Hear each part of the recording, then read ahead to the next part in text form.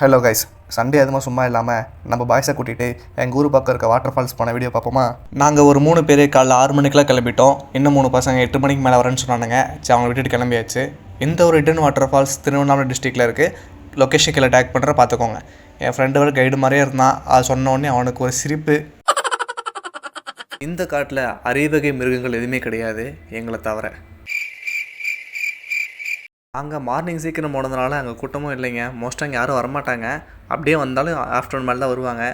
நாங்கள் இந்த இடத்துக்கு பல டைம் வந்திருக்கோம். சும்மா போர் அடிச்செல்லாம் கிளம்பி வந்துடுவோம். பட் இந்த டைம் கொஞ்சம் தண்ணி கம்மியாக தான் இருந்தது. மான்சூன் டைமில் போனால் ரொம்ப அதிகமாக இருக்கும் போல்.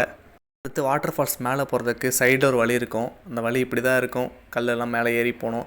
இங்கே பாருங்கள், கல்லும் தண்ணி வந்துட்டு இருக்குது. எங்கேருந்து வரும்னு தேடி பார்த்தோம். பட் ஆனால் எங்கேருந்து வருதுன்னு தெரியல எங்களுக்கு.